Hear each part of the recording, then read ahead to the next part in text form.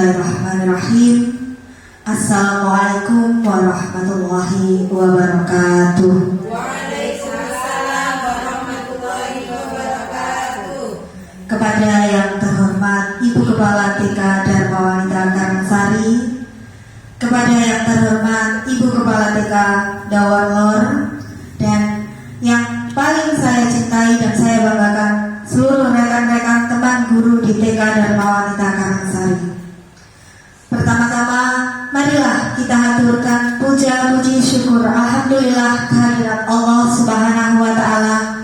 Pada hari ini kita bisa berkumpul untuk melaksanakan diseminasi budaya positif di TK Dharma Wanita Karangsari. Salawat serta salam semoga tetap terlimpahkan untuk junjungan kita Nabi besar Muhammad Sallallahu Alaihi Wasallam. Teman-teman semuanya, saya ucapkan terima kasih dan juga selamat datang di acara belajar bersama tentang budaya positif di sekolah. Sebelum kita memulai acara, izinkan saya untuk menyampaikan satu atau dua pantun. Mohon nanti dijawab dengan kata cakep. Bisa? Sakit, siap. Sebentar, saya kagak lupa. Nasi ketan ditambah pisang, dibuat tape untuk nostalgia. Hari ini kita berjumpa dalam acara yang istimewa. Tepuk tangannya.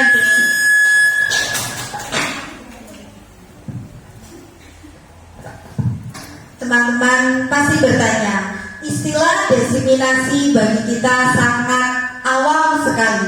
Saya pun juga begitu. Saya baru mengenal ternyata diseminasi itu adalah penyampaian informasi kepada orang lain, baik itu pribadi maupun halayak umum. Itu sepengetahuan saya. Nah, sebelumnya mari kita lanjutkan. Yang pertama yang akan kita pelajari adalah tentang tujuan pendidikan. Tujuan pendidikan telah digagas oleh Bapak Pendidikan kita, Ki Hajar Dewantoro, yang menjelaskan bahwa tujuan pendidikan yaitu menuntun segala kodrat yang ada pada anak-anak agar mereka dapat mencapai keselamatan dan kebahagiaan yang setinggi-tingginya, baik sebagai manusia maupun sebagai anggota masyarakat. Oleh sebab itu, kita sebagai pendidik hanya dapat menuntun tumbuh dan hidupnya kekuatan kodrat yang ada pada anak-anak agar dapat memperbaiki lakunya, bukan dasar hidupnya dan kekuatan melumpuhkan kekuatan kodratnya. Teman-teman, kayaknya teman-teman ini loyo sekali, kurang semangat. Makanya kayaknya kita perlu bersenang-senang dulu. Mau? Mau? Ice breaking ya. Kita ice breaking, tapi ice breaking kita hari ini kita akan main-main. Kita akan bagi dua kelompok. Kayaknya perlu di luar.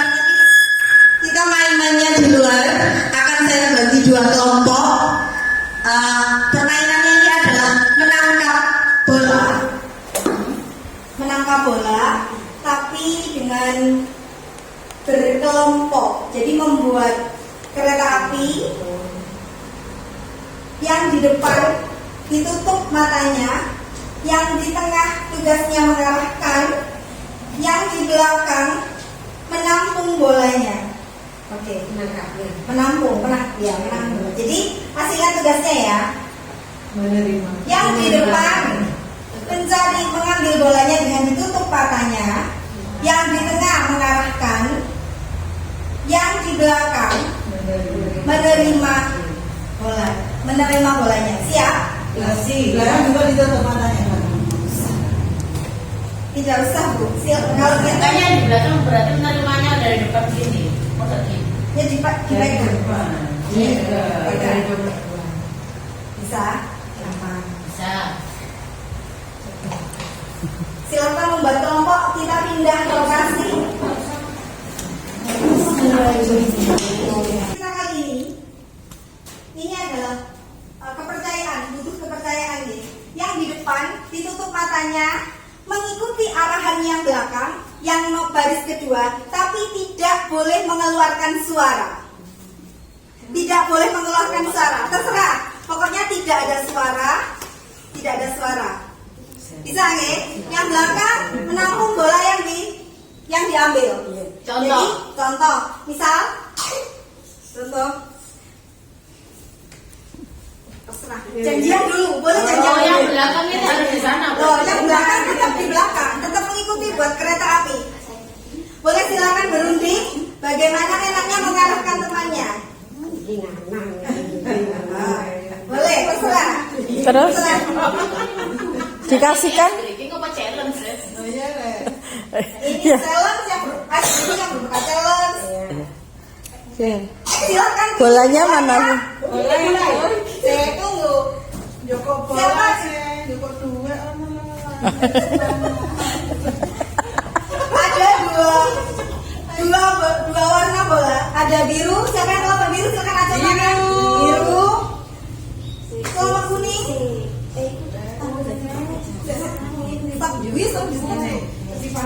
Saya ulangi briefingnya untuk memperkuat. Sudah saya bagi dua kelompok. Saling membuat kereta jangan sampai lepas. Kita di depan dalam mengambil bola. Yang di tengah mengarahkan, yang di belakang menampung. Ingat, tidak boleh mengeluarkan suara. Kelompok sini bola warna apa? Silakan pilih. Biru. Biru. Kelompok sana bola warna apa? Sisanya Kuning. Kuning. Oke. Berarti kelompok Biru. biru. Ingat ya. Kelompok Kuning. Oke, tes. Ya. yang belakang bergerak nggak? Bergerak ikuti. Yang kereta. Bikin ular nih. Ular menangkap bola. Tapi setelah saya pegang, saya kasih nomor 2. Ya. Oh gitu. Ya. Mari dimasukkan langsung ke ganjil. Boleh. Pokoknya bagaimana cara bola itu masuk, diambil masuk ke belakang. Tidak boleh lepas. Bisa? Siap? Siap. Siap. Siap? Siap. Kita mulai. 1, 2, 3.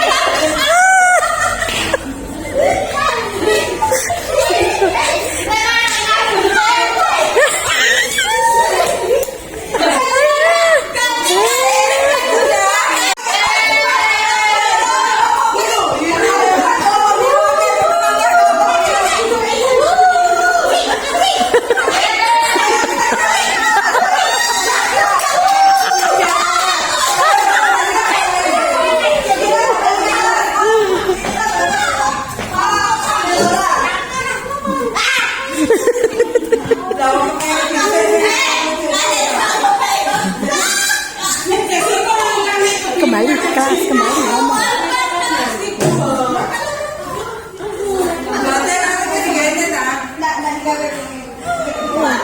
Kembali.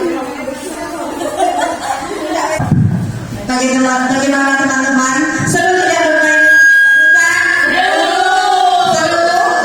dari permainan kita tadi ada berbagai macam pelajaran yang kita ambil. Ada berbagai macam pelajaran yang bisa kita ambil. Yang pertama, kira-kira pelajarannya apa? Kebersamaan, kekompakan, apa lagi? Kepercayaan. Itu tadi yang kita bisa pelajari dari permainan kita barusan. Tepuk tangan dong. Oke.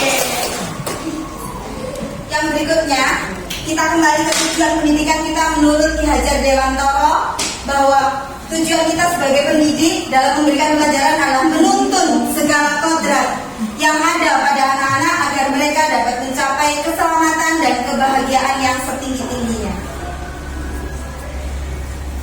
Selain tujuan pendidikan kita yang menuntun anak-anak pada kodratnya, sekolah sebagai lingkungan yang positif diibaratkan menurut Ki Hajar Dewantara itu adalah kita sebagai guru diibaratkan seorang petani yang sedang menanam padi yang hanya dapat menuntun tumbuhnya padi. Petani tidak dapat memperbaiki kondisi. Petani hanya dapat memperbaiki kondisi tanah, memelihara tanaman padi, memberi pupuk dan air, membasmi ulat-ulat atau jamur-jamur yang mengganggu hidup tanaman padi dan lain sebagainya. Sekolah diibaratkan sebagai tanah tempat bercocok tanam, sehingga guru harus mengusahakan sekolah yang menjadi lingkungan yang menyenangkan, menjaga dan melindungi murid-murid dari hal-hal yang tidak baik. Budaya positif yang kita akan pelajari berkaitan erat dengan nilai-nilai atau kebiasaan-kebiasaan yang kita yakini. Bagaimana suasana sekolah kita, bagaimana murid-murid kita berinteraksi, bagaimana guru-guru saling bertegur sapa, bagaimana guru menyapa murid, dan bagaimana guru menyelesaikan suatu permasalahan atau konflik antar murid. Teman-teman semuanya, dalam diskusi ini saya ingin mendengar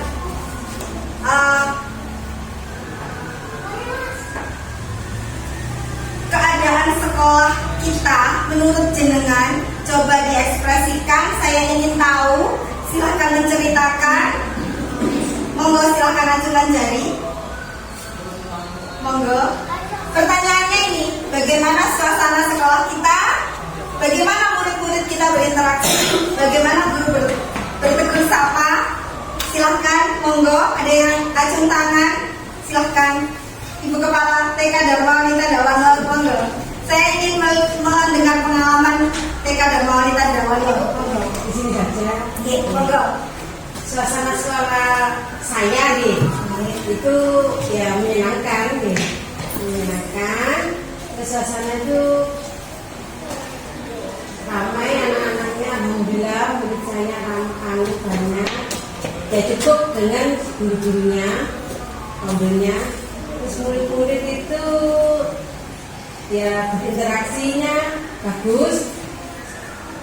Guru-gurunya juga saling menyapa nih. Kalau mau datang sekolah awal, guru-gurunya ada di depan menerima siswa yang baru datang sambil kayak sapa ya, saling. Terus gurunya juga menyapa murid, misalkan pagi-pagi sudah sarapan, berangkatnya di antar siapa. Terus gurunya juga misalkan ada yang berdekat, anak-anak kan sering rebutan apa kalau main, itu alhamdulillah guru bisa mengatasinya. Terima kasih Bu Ana dari jawaban Ibu Ana. Saya dapat simpulkan suasana sekolah di TK Dharma Wanita Dawalor itu sangat menyenangkan, terbukti dengan adanya budaya positif yang sudah mulai terbangun. Di saat pagi hari anak-anak saat datang mencium tangan guru, disambut guru, dan mereka saling menyapa dengan bahasa yang sopan, mencium tangan begitu. Berikutnya saya ingin mendengar dari TK Dharma Wanita Karangsari. Tidakkah pernah menyelesaikan suatu permasalahan atau konflik antar murid? Monggo, silakan Ibu Kepala TK. Yang bisa jawab mungkin yang langsung Kelas dari kelompok A, kelompok B. Monggo. Oh, Ibu, ayo. Yang saya tahu di TK Dharma Wanita Karangsari itu menyelesaikan permasalahan atau konflik antar murid. Sementara ini anak yang konflik dipanggil, kemudian kita tanyakan permasalahannya apa. Salah satu pencarian masalah solusinya biasanya kemudian hukuman untuk yang merasa salah dan mungkin saling minta maaf. Sementara itu. Bisa ya. Begitu ya, dulu berarti di TK Dharma Wanita sudah hampir menerapkan segitiga restitusi ya.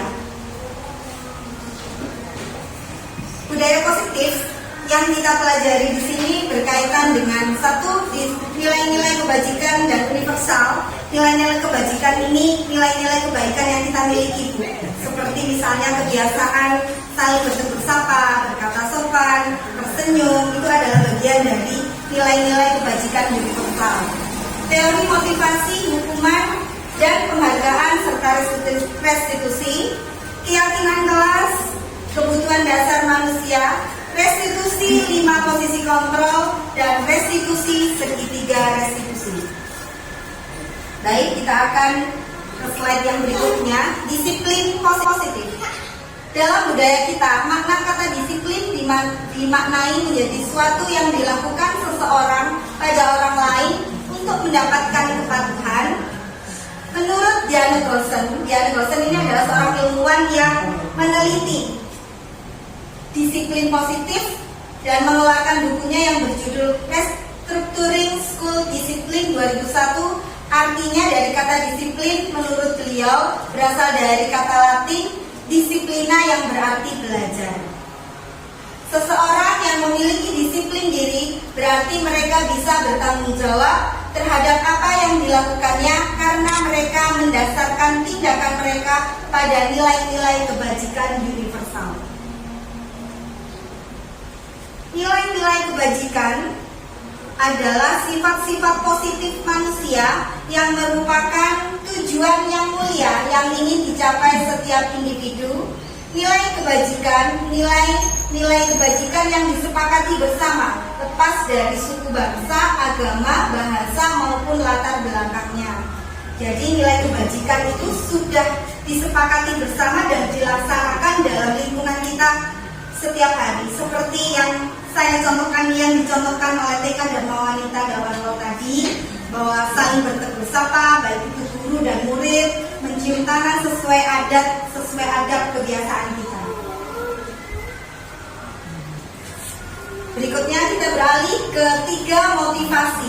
3 motivasi di sini yang dimaksud adalah setiap perilaku atau setiap tindakan yang dilakukan oleh kita maupun anak-anak kita itu memiliki 3 motivasi. Yang pertama adalah menghindari hukuman, menghindari permasalahan yang mungkin muncul dan mereka secara fisik maupun psikologis berpengaruh maupun tidak pada kebutuhan terpenuhnya kebutuhan mereka. Yang kedua adalah mendapatkan penghargaan. Mereka melakukan sesuatu untuk mendapatkan hadiah, mendapatkan pengakuan ataupun imbalan. Dan yang terakhir, menurut teori 3 motivasi yang mendasari perilaku seseorang itu adalah menghargai diri sendiri.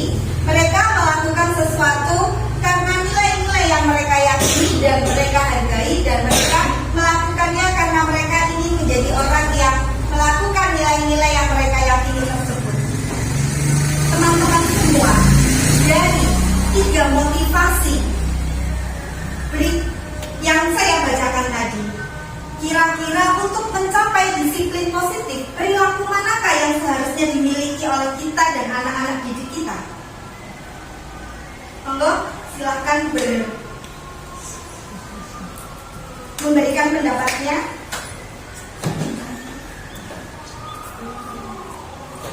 Dari 3 motivasi yang telah saya sampaikan, selayaknya sebagai guru dan juga anak kita, sebaiknya itu motivasi yang harusnya ada dalam diri kita itu motivasi yang mana? Menghindari hukumankah, mendapatkan penghargaan, ataukah menghargai diri sendiri? Silakan. Monggo Bu Yus. Yang menghargai diri sendiri. Kenapa Bu Yus?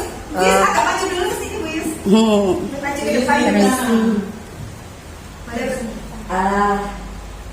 Karena menurut saya dengan menghargai diri sendiri akhirnya bisa untuk menghargai orang lain.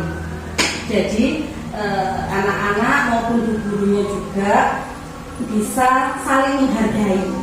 Itu kalau menurut saya. Terima kasih. Terima kasih Bu Yus untuk jawabannya. Menurut Bu Yus Nita. Nita, dari tiga motivasi yang paling bagus itu adalah menghargai diri sendiri agar kita bisa saling menghargai. Betul nggih Bu Yus? Nggih, betul, leres. Ada lagi yang tidak setuju mungkin berpendapat lain? Monggo Bilu. Apa bisa memiliki menurut Bilu apakah bisa memilih ketiganya? Siapa yang mau menanggapi? Monggo.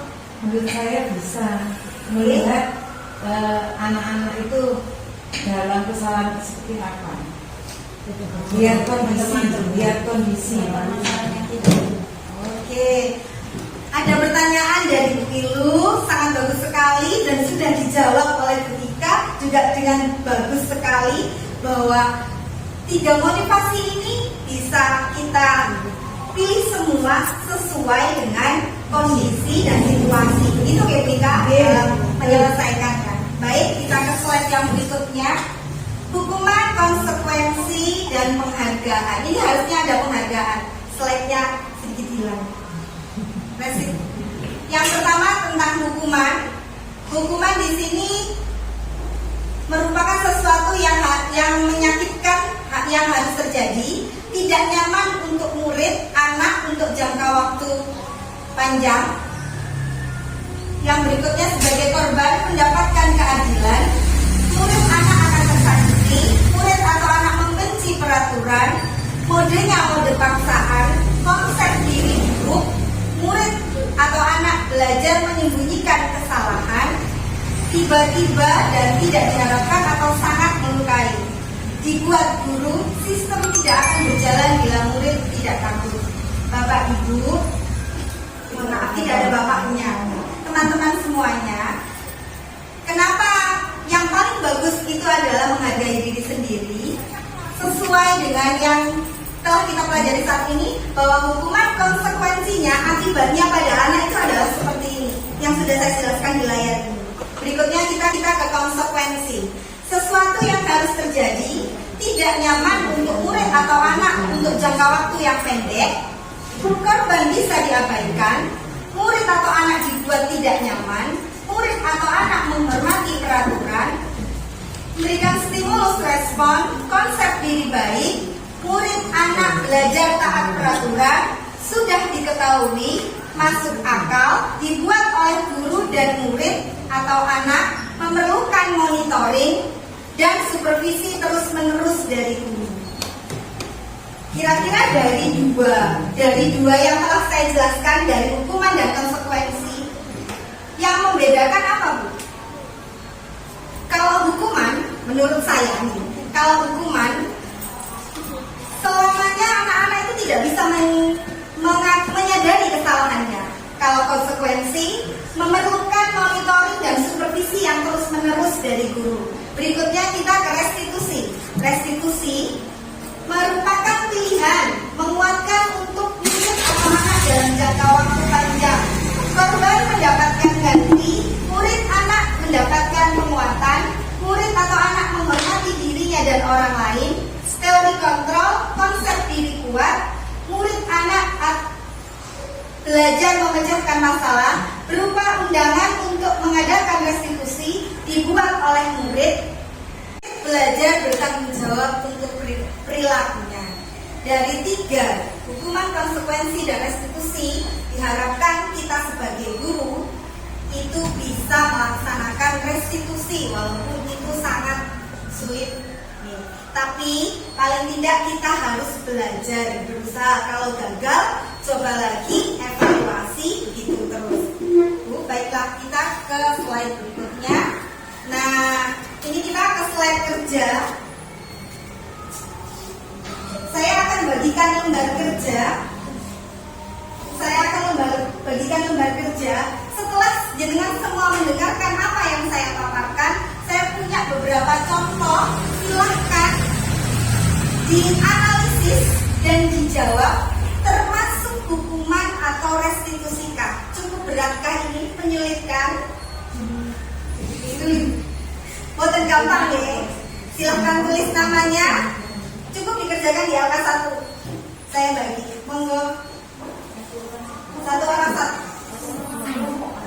Tidak kelompok. Ini kerja sendiri. Nanti kerja kelompoknya nanti.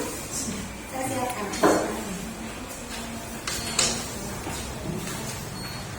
Monggo, silahkan.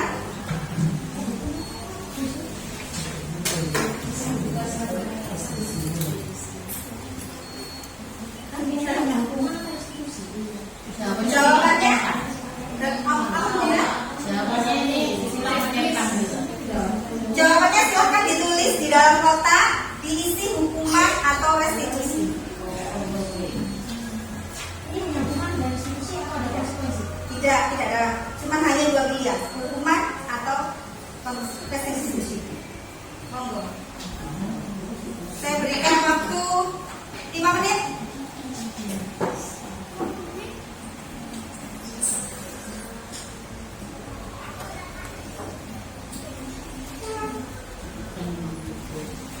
Oh, saya tambah 5 menit. Kalau terlalu cepat, saya tambah 5 menit.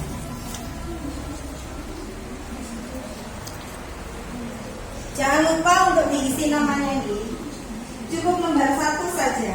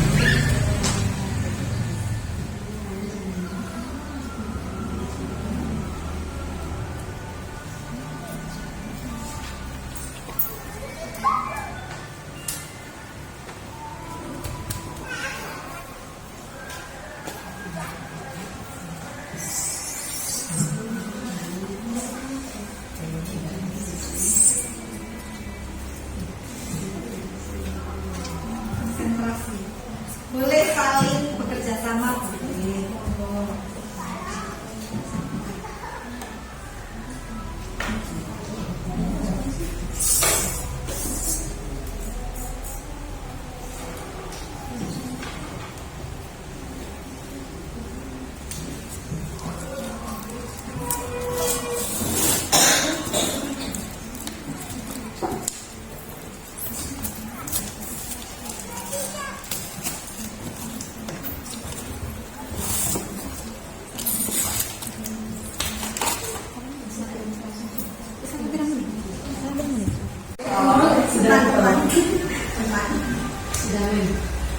Go.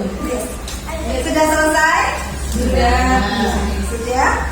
Baiklah, kita akan bahas soal yang pertama. Mencatat 10 kali di dalam buku kalimat "Saya tidak akan terlambat lagi karena datang terlambat ke sekolah". Ada yang mau menjawab? restitusi. Alasannya? Ya, Sering mereka menerangkan. sudah ada kesepakatan itu. Kata kuncinya di kata lagi, ya. Tidak akan terlambat lagi. Lambat lagi. Dan berarti sepakat ya bahwa nomor 1 adalah Restitusi. Lanjut ke soal yang kedua. Membersihkan tumpahan air di meja tulis karena tersenggol pada saat belajar adalah konsekuensi sama restitusi. restitusi. Boleh? Kalau misalnya ada yang jawab konsekuensi, apa alasannya? Karena ketika dia melupakan, konsekuensinya adalah kembali ke sini. Oke. Sama orang lain. Terima kasih Bu Ilu. Nomor 2. Nomor 2 jawabannya. Kalau menurut saya ini termasuk dengan restitusi. Konsekuensi pun bisa, tapi ini karena kita membersihkan tumpahan air di meja tulis karena tersenggol pada saat belajar, itu merupakan bagian konsekuensi dan juga restitusi. Betul kan? Tidak mungkin kalau dibiarkan memberikan hukuman yang di lain itu, berarti itu hukuman. Karena ini membersihkan karena tertumpah, berarti ini restitusi. Berikutnya yang ketiga, berdiri di depan kelas sambil mengangkat satu kaki karena tidak menjawab pertanyaan. Hukuman. Sepakat? Sepakat. Oke, sip. Perlu alasan ini? Sudah jelas setelahnya. Yang berikutnya, kehilangan 10 menit jam istirahat untuk mengerjakan tugas karena terlambat datang dan tertinggal pelajaran selama 10 menit. Restitusi. Ada yang mau berpendapat? Tidak. Sudah jelas? Sudah tahu? Oke. Lanjut. Lari mengelilingi lapangan basket. Hukuman, Mas. Sudah benar.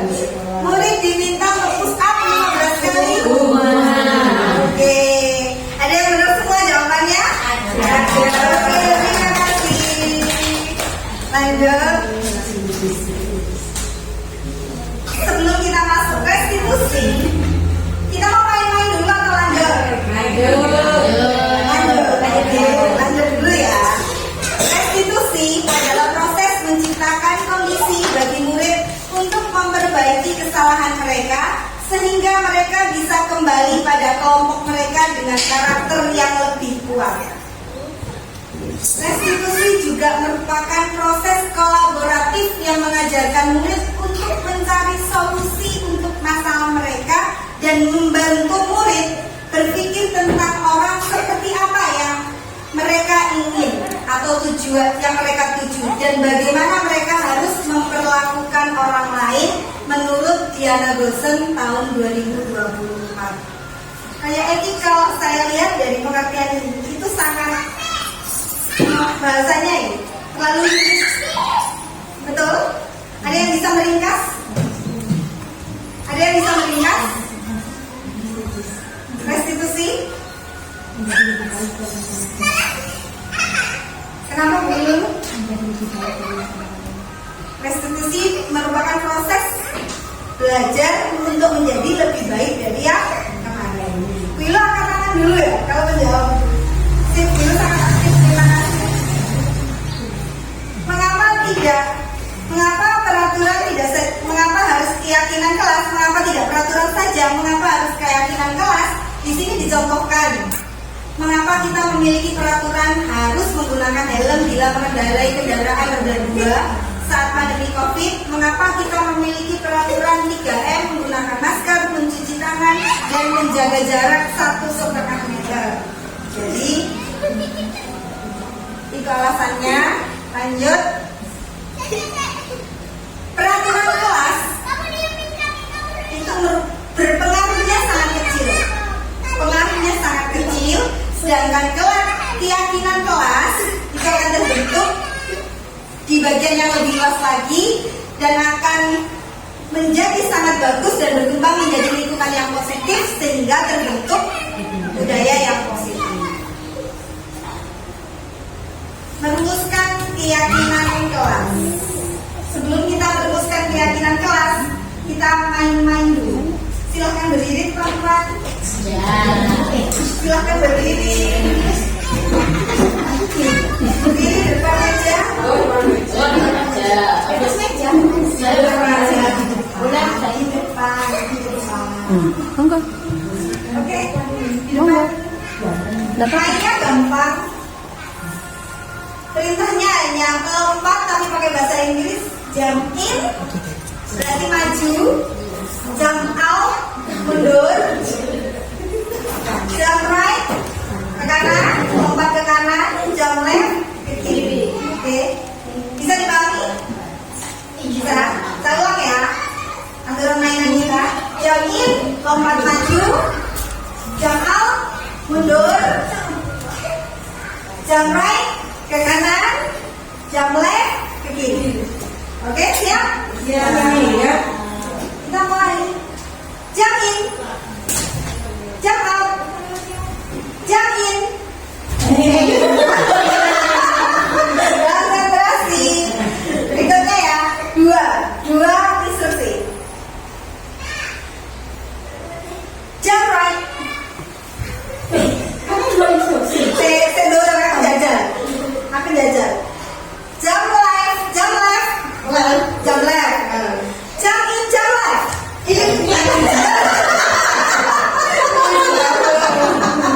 Konsentrasi lagi ya. Lagi. Jam out, jam right.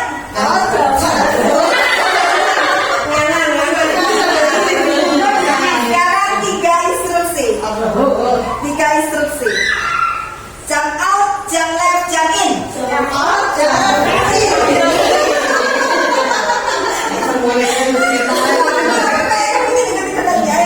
Sekarang ulang ya, tiga kali instruksi. Jam out, jam right, jam in.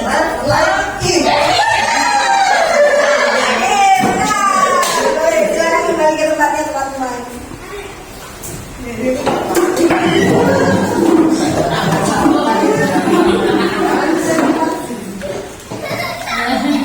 Dari permainan tadi kita belajar tentang konsentrasi ya, keseruan.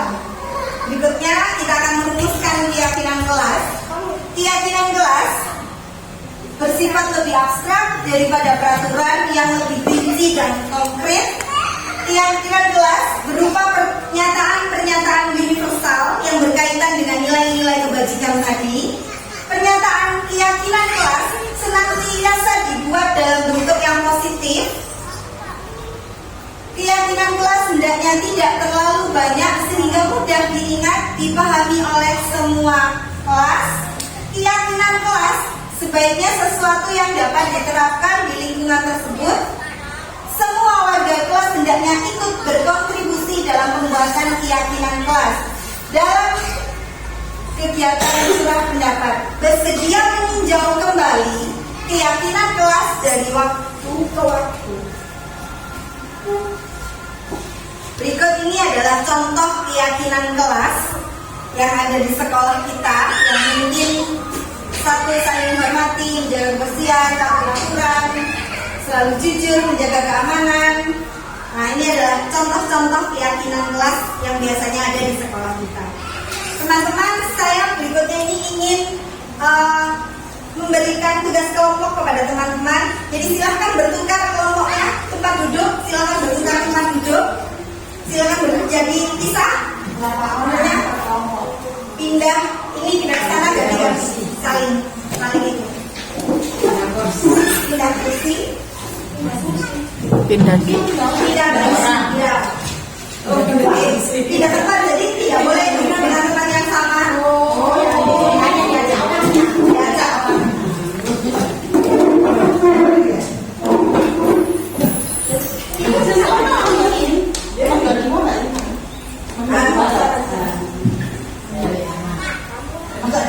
Berarti ini ada, saya bagi menjadi 4 kelompok ya. Tugasnya adalah menuliskan perbedaan antara peraturan kelas dan keyakinan kelas. Silakan, ini mau diberi nama kelompok apa? Kelompok 1, kelompok 2, kelompok 3, dan kelompok 4. Saya akan beri lembar kerjanya. Silakan tulis nama kelompoknya dan ditulis pendapat Anda bagaimana keyakinan kelas dan juga peraturan kelas itu, perbedaannya. Bisa dipahami? Bisa? Saya akan bagi ke kelas ini.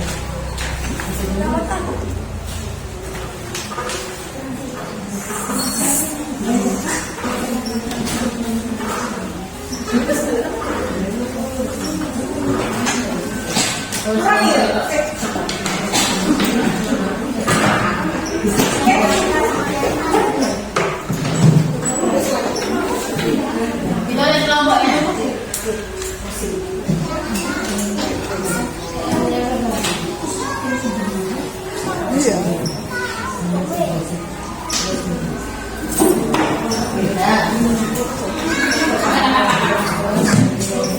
Satu kelompok aja.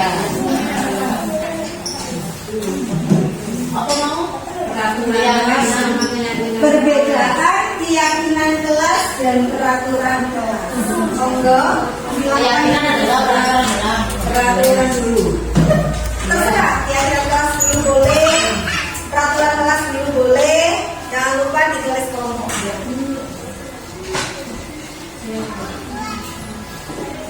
Waktunya 15 menit.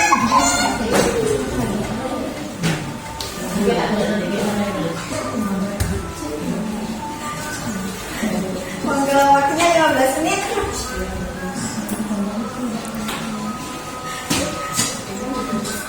Monggo, silahkan.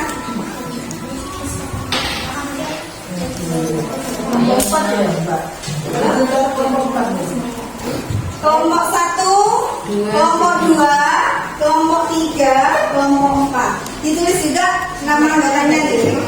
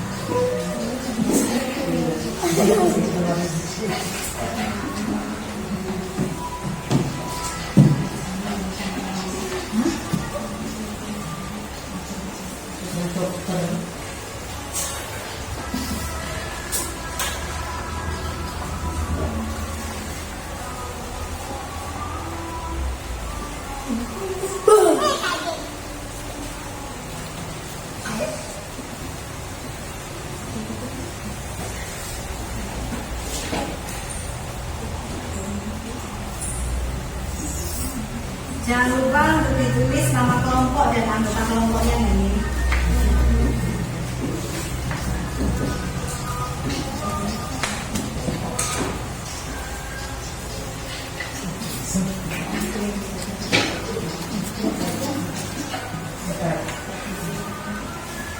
Ada yang sudah selesai? Sudah selesai? Sudah selesai semua? Ya. Silahkan ditukar. Hasil pekerjaan Anda silahkan ditukar. Silahkan ditukar. Dari ini yang sama.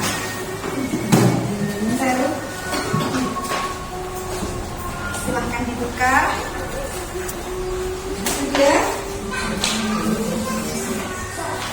Sekarang berikutnya silakan mempresentasi hasil dari yang ada di depan meja.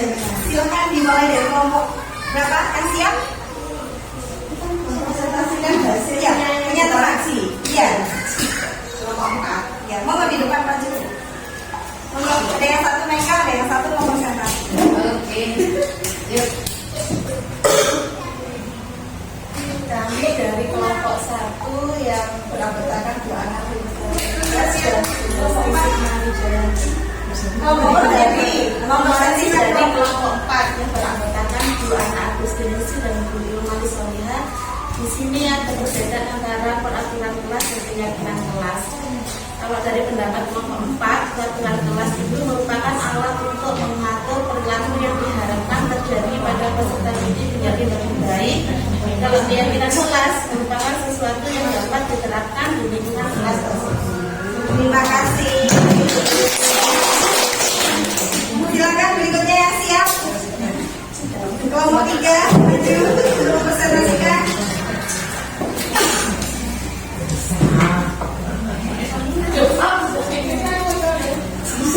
Nanti koyo anak ini. Assalamualaikum warahmatullahi wabarakatuh. Waalaikumsalam warahmatullahi wabarakatuh. Kami dari kelompok 3 yang mempresentasikan dari kelompok 2. Berbeda keyakinan kelas dan kelas menurut kelompok 2 adalah 1. Keyakinan kelas yaitu keyakinan bersama lebih dan murid dalam proses pembelajaran. Sedangkan peraturan kelas yaitu alat untuk mengatur perilaku yang diharapkan terjadi pada peserta didik menjadi lebih baik. Terima kasih. Terima kasih. Beri tepuk tangannya. Berikutnya yang siap, monggo. Suaranya agak sedikit lebih keras nih, karena kita tidak pakai mic.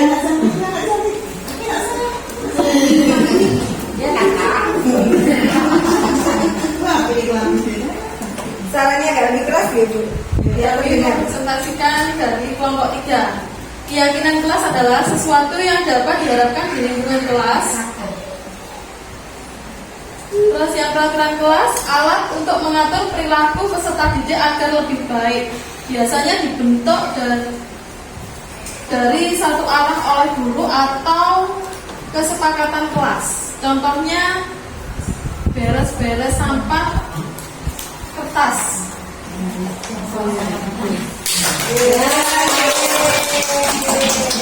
Yang terakhir silahkan.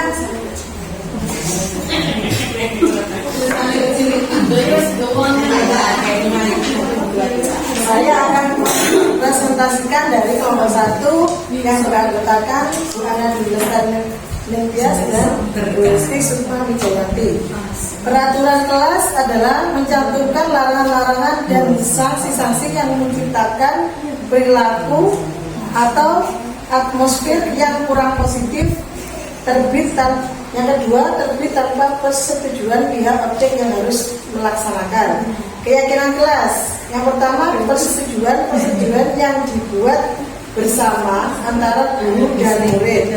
Yang kedua, membantu murid untuk mengembangkan disiplin diri karena murid akan belajar mematuhi keyakinan kelas yang telah dibuat sendiri. Terima kasih. Boleh saya minta tugasnya?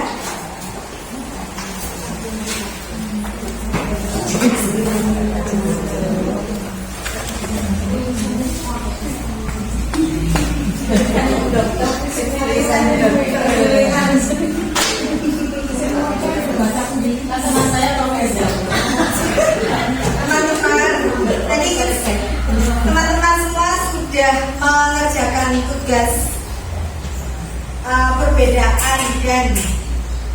perbedaan antara keyakinan kelas dan peraturan kelas.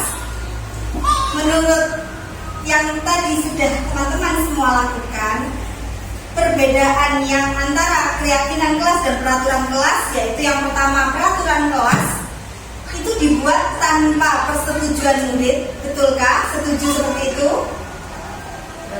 Peraturan kelas dibuat tanpa persetujuan murid. Ya. Biasanya berisi larangan. Ya.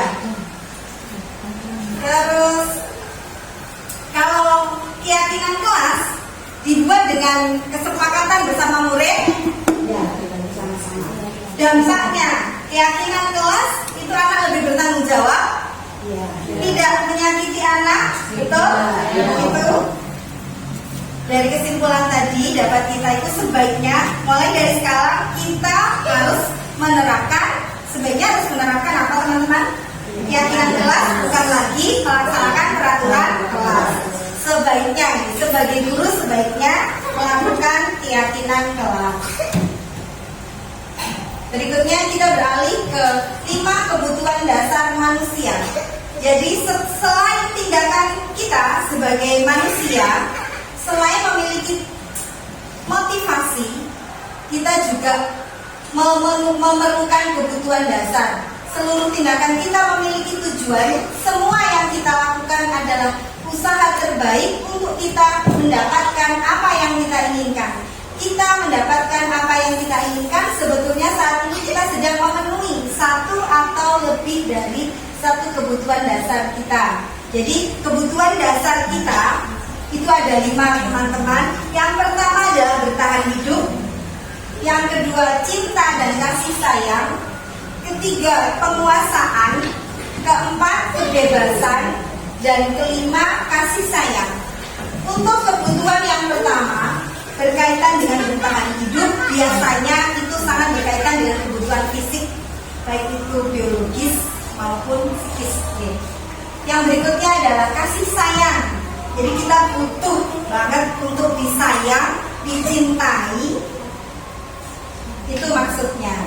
Yang ketiga adalah penguasaan. Jadi kita perlu untuk dihargai kemampuannya, dihargai kompetensinya. Dan yang keempat adalah kebebasan. Kebebasan di sini adalah kita memiliki hak untuk memilih apa yang kita sukai dan apa yang tidak kita sukai. Berikutnya adalah kesenangan. Jadi kebutuhan kita untuk seperti tadi ice breaking, bersenang-senang, bergembira, itu merupakan bagian dasar dari 5 kebutuhan kita yang melatar belakangi tindakan kita.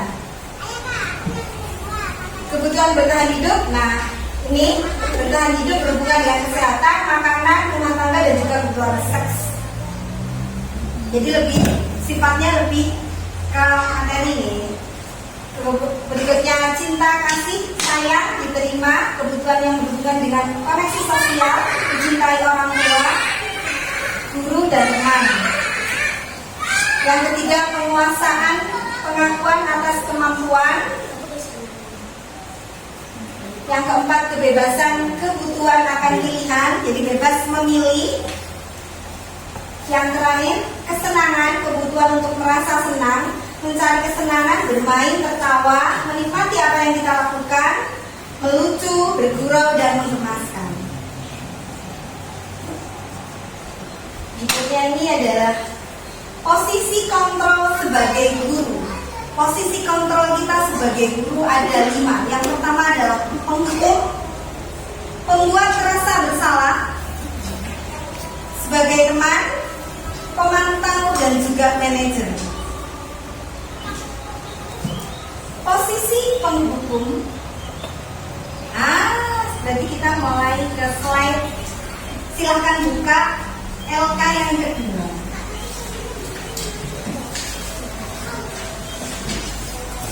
LK yang kedua. Sebagai guru, di situ adalah kalimat-kalimat yang senantiasa biasanya kita ucapkan pada anak-anak yang melakukan kesalahan atau bermasalah. Mohon dianalisis, dijawab, termasuk posisi kontrol yang manakah ketika kita mengucapkan kalimat tersebut. Jadi di situ ada 5, silakan dianalisis, dijawab. Monggo, saya beri waktu. Ini contohnya, saya kasih bocoran contohnya. Oh yang ini penghukum. Contoh sini ya, seorang patuhi aturan saya atau awas, kamu selalu saja salah, selalu pasti selalu ya terakhir selesai. Itu merupakan contoh bahwa kita menempatkan diri sebagai penghukum.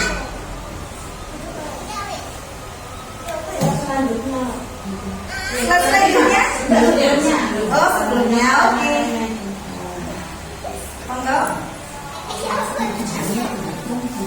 Oke, silakan dipilih. Ini jawabannya: penghukum, pembuat rasa bersalah, teman, pemantau, manajer. Kalau menurut saya, kita bertindak sebagai penghukum ya disesuaikan dengan kondisi anak juga. Bisa dikatakan bukan menghukum ya, tetapi lebih tegas untuk agar anak-anak itu bisa terbiasa dengan berperilaku baik. Karena kalau anak-anak itu tidak dibiasakan dengan kebiasaan yang baik di sekolah dan juga di rumah, akan seenaknya saja. Menurut saya seperti itu. Terima kasih Bu Eni jawabannya. Terima kasih. Menurut Bu Eni, sekali-kali kita juga bisa menerapkan posisi sebagai penghukum nih, tergantung situasinya. Karena tujuan kita adalah untuk mendisiplinkan murid.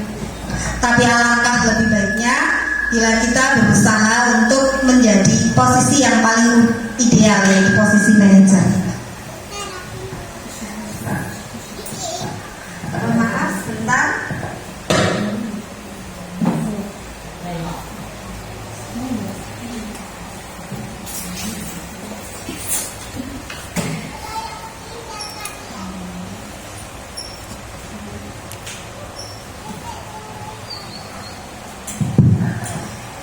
Berikutnya yang kita pelajari adalah tentang segitiga restitusi.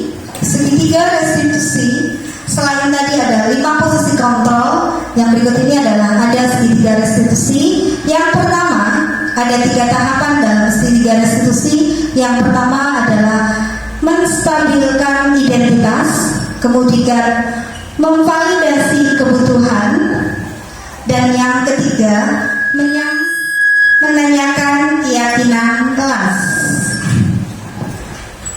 Dalam tahap menstabilkan identitas, setiap orang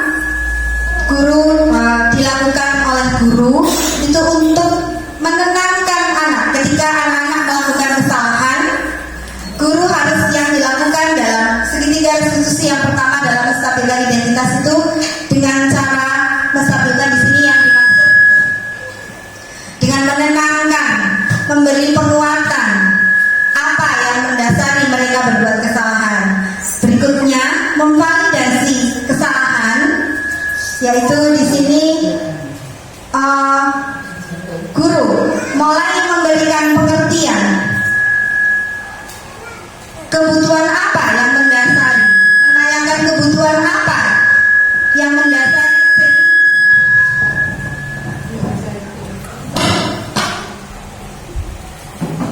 sehingga anak-anak berbuat kesalahan. Dan yang berikutnya yang ketiga adalah menanyakan keyakinan kelas. Setelah dari 3 restitusi ini dilakukan, dalam proses pelaksanaannya, bisakah ini dilakukan secara acak? Bagaimana Bapak Ibu? Teman-teman, bisakah pelaksanaan segitiga restitusi ini diterapkan secara acak? Monggo, silakan berbicara. Ya bisa saja diajak, bisa ya itu tadi seperti tadi kayak posisi penghukum bisa saja dilakukan seperti itu melihat kondisinya. Jelas-jelasnya gitu. Menurut Bu Ana, dalam pelaksanaannya penerapan segitiga restitusi ini tahapannya bisa diacak melihat dengan situasinya. Ada yang berpendapat lain? Bu Ilung sebagai ahli psikologi, monggo Ibu silahkan. Kalau teori yang segitiga restitusi memang apa Segitiga restitusi, bukan 5 posisi kontrol ini. kalau Bisakah pelaksanaannya tidak diacak? tergantung karakter anak itu bisa Tergantung situasi kelas, tapi bisa karena setiap di kelas itu kan ada beberapa macam karakter anak. Apalagi untuk merdeka ini kan menerapkan pembelajaran sesuai dengan karakter anak. bisa jadi pembelajarannya pun harusnya disesuaikan dengan karakter masing-masing anak. Terima kasih Bu Lulu. Tapi menurut pendapat saya, pelaksanaannya segitiga restitusi ini hendaknya tidak dilacak. Karena ketika anak berbuat kesalahan, ketika dia merasa marah, ketika dia merasa kecewa, yang harus pertama kali kita lakukan adalah menstabilkan identitasnya, menenangkan dirinya dulu. Untuk anak-anak normal, itu berlaku. Segitiga restitusi ini untuk anak-anak normal ini berlaku. Untuk anak-anak normal. Tapi mungkin ada keadaan-keadaan lain sehingga tidak memungkinkan, mungkin bisa diacak atau penerapannya tidak seutuhnya, hanya mungkin sebagian. Sebetulnya kita di sekolah sudah melaksanakannya sebagian, betul apa tidak? Sudah kan melaksanakannya. Menstabilkan identitas. Nah, ini adalah menstabilkan identitas yang dimaksud, berbuat salah satu yang manusiawi, tidak ada manusia yang sempurna. Ini adalah contoh-contoh yang bisa diterapkan oleh guru dalam menstabilkan identitas. Berikutnya adalah validasi tindakan yang salah. Validasi tindakan yang salah ini dilakukan untuk membantu murid mengenali kebutuhan dasar yang ingin dipenuhinya ketika melakukan sesuatu. Dengan berkata, gurunya bisa dengan berkata, kamu bisa saja melakukan hal yang lebih buruk, tapi kamu tidak melakukannya. Kamu pasti punya alasan mengapa melakukannya. Nah, seperti itulah. Berikutnya adalah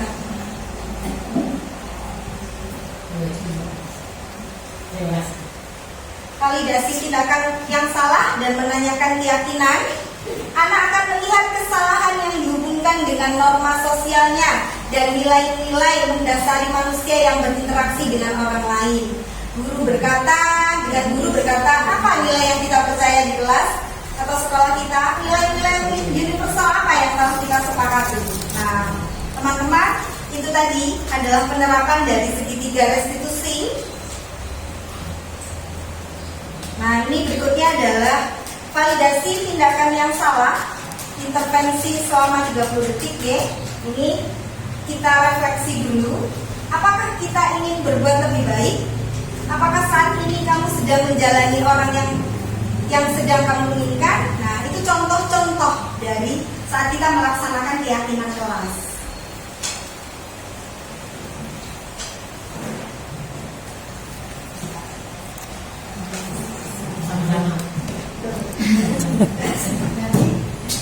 Restitusi itu untuk penerapan pada ABK bisa diacak. Tergantung dengan situasi dan kondisi anaknya, kondisi emosional anaknya. Bapak Ibu, yang normal sebaiknya tidak diajak. sebaiknya tidak, Bu. Kalau misalnya dalam prakteknya, contoh anak-anak sedang marah, bisakah jenengan memberikan pengarahan? Kan tidak bisa. Harus dikuatkan dulu, diredakan dulu emosinya, ditenangkan dulu anaknya agar tidak emosi, begitu kan? Bahasa kasarnya seperti itu, bahasa umumnya seperti itu. Baik teman-teman semuanya, kita sudah berada di akhir acara. Terima kasih yang sebanyak-banyaknya atas keaktifan teman-teman semua dalam acara desiminasi saya hari ini. Terima kasih sekali lagi, banyak-banyak terima kasih. Semoga desiminasi ini bermanfaat untuk kita semua. Amin. Karena di awal saya memberikan pantun, di akhir pun saya ingin juga memberikan pantun. Diizinkan?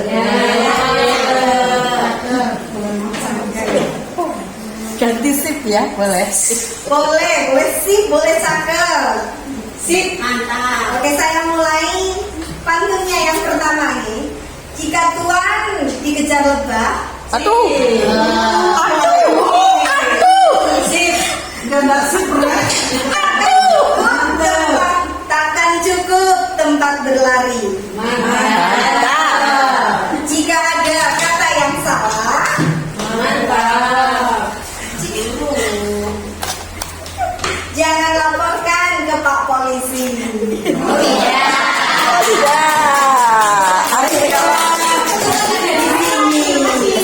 Pantun yang terakhir